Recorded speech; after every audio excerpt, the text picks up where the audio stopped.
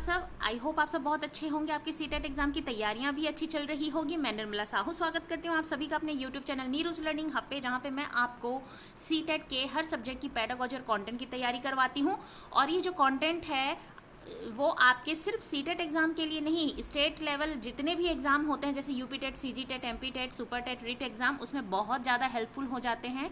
और जितने भी टीचिंग एग्जाम है जैसे कि DSSS exam, KVS, NVS, EMRS, इसमें भी ये जो कंटेंट हम आपको करवाते हैं वो बहुत ही ज़्यादा हेल्पफुल है आपके लिए। तो आज का हमारा टॉपिक है वो है EVS यानी कि एनवायरमेंटल स्टडी, पर्यावरण अध्ययन, जिसे हम कहते हैं पेपर 1, सीटेट पेपर 1 में पूछा जाता है पर्यावरण अध्ययन EVS, जो कि पूरा NCERT बेस्ड है। आज जो मैंने टॉपिक लिया है, जो क्वेश्चंस के टॉपिक लिए हैं वो मोस्ट रिपीटेड है। मोस्ट रिपीटेड मतलब कि किसी ना किसी ईयर में ये क्वेश्चन को बार बार पूछा गया है, मतलब कई बार पूछा गया है किसी भी ईयर में। अभी तक जितने 2012 से जो एग्ज़ाम हुए हैं आपके, 2011 से जो एग्ज़ाम हुए हैं आपके सीटेट के, उसमें से लेके अब तक ये जो क्वेश्चन मैं आपको करवा रही हूँ वो बार बार पूछे गए हैं। इस लिहाज से बहुत ही ज़्यादा ये इंपॉर्टेंट हो जाता है क्वेश्चन को करना। तो हम आज देखेंगे सीटेट का पेपर 1 EVS पर्यावरण अध्ययन का मोस्ट रिपीटेड क्वेश्चन जो सीटेट में पूछे गए हैं। आगे बढ़ने से पहले ये कुछ मेरे बारे में है। मेरा नाम है निर्मला साहू। मैंने बीएड में टॉप किया हुआ था। सीटेट पेपर 1, पेपर 2 मैंने सेल्फ स्टडी से क्वालिफाई किया था। As a PGT English teacher मुझे कई सालों का टीचिंग में एक्सपीरियंस है। चलिए बिना समय गंवाए हम क्वेश्चंस को देखते हैं क्या पूछा गया है। Red ant chutney is famous in which state? लाल चीटी की चटनी किस राज्य में प्रसिद्ध है? छत्तीसगढ़। ठीक है, छत्तीसगढ़ का ये मोस्ट फेमस चटनी है। यहाँ पे बहुत ज़्यादा इसे बनाया जाता है, तो हमारा आंसर हो जाएगा Chhattisgarh, B. Which acid is found in bee? मधुमक्खी में कौन सा अम्ल पाया जाता है? तो मधुमक्खी में आप सभी को पता होगा, अगर आपने पढ़ा है तो, EVS जो है NCERT का, फॉर्मिक एसिड पाया जाता है, फॉर्मिक अम्ल पाया जाता है। नंबर बी हमारा आंसर हो जाएगा। नेक्स्ट क्वेश्चन देखते हैं। What is T called in Jammu and Kashmir? Jammu और कश्मीर में चाय को क्या कहा जाता है? तो जम्मू और कश्मीर में चाय को कहवा कहा जाता है, आप सभी को पता होगा। ऑप्शन हमारा सी सही हो जाएगा। Which is the group of 3 state which have the Bay of Bengal on either side? 3 राज्यों का वह समूह जिसके किनारे पर बंगाल की खाड़ी है, वो कौन सी है? तो आपको पता है कि बंगाल की खाड़ी जहाँ पर पड़ती है वहाँ पे कौन कौन से राज्य होते हैं? हमारा ओडिशा, आंध्र प्रदेश और तमिलनाडु। ठीक है, क्योंकि ये अगर आपका इंडिया का मैप है, ठीक है, तो यहाँ आपका ओडिशा, यहाँ आपका आंध्र प्रदेश और यहाँ आपका तमिलनाडु नीचे है ना। और जहाँ पे देखिए इसमें एक एलिमिनेशन ऑप्शन से आप कर सकते हैं। महाराष्ट्र और केरल जो है वो इस अपोजिट साइड में पड़ती है।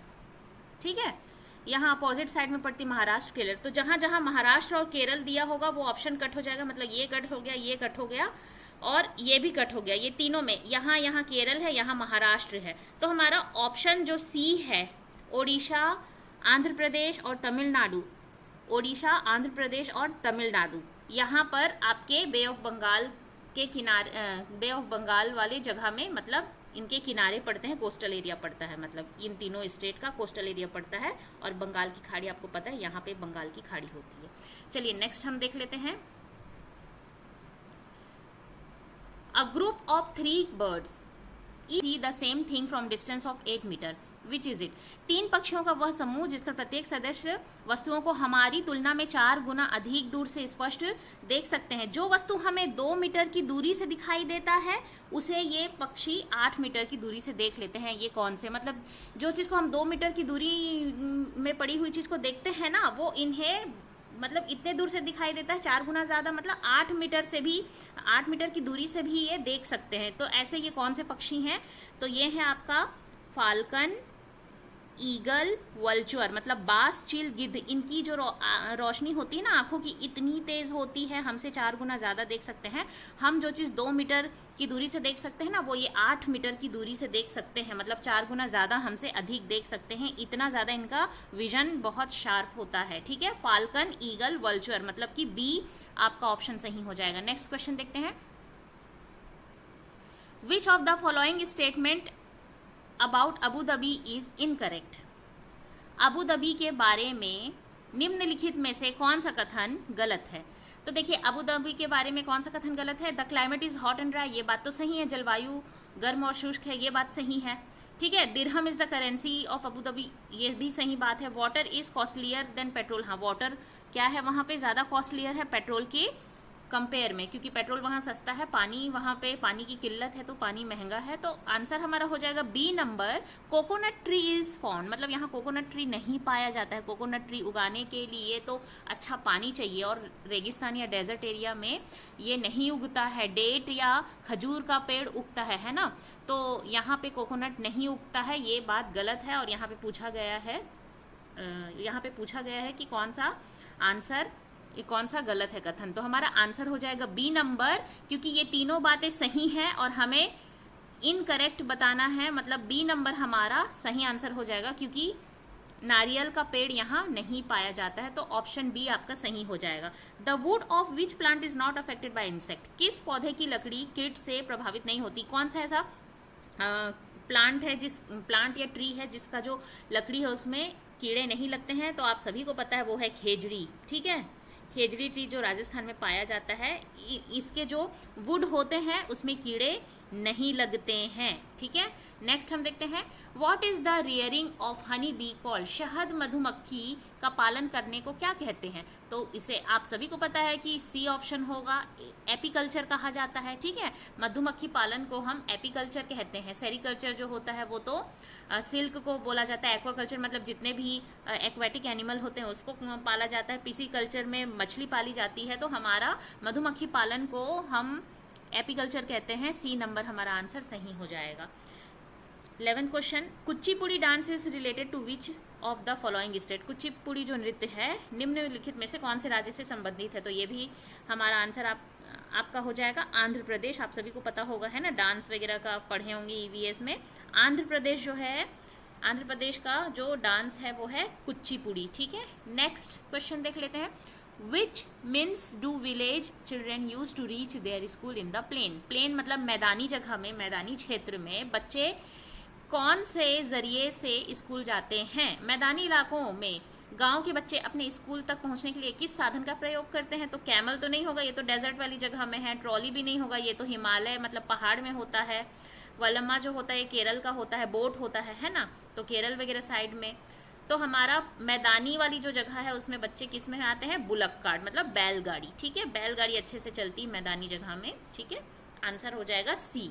आज का आखिरी क्वेश्चन है 13th, who among the following is an internationally renowned weight lifter, निम्नलिखित में से कौन अंतर्राष्ट्रीय ख्याति प्राप्त वेट लिफ्टर है?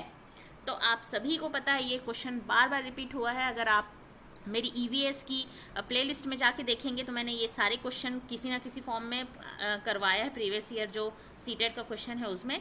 तो ये इसका आंसर हो जाएगा आपका कर्णम मल्लेश्वरी, है ना।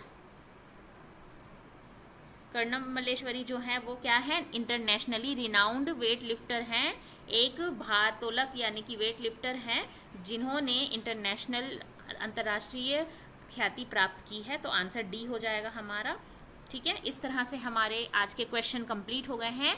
ये अगर आप देखेंगे मैंने सीटेट का जो क्वेश्चन आपको करवाया है प्रीवियस ईयर का, उसमें ये सारे क्वेश्चन हमने किए हैं।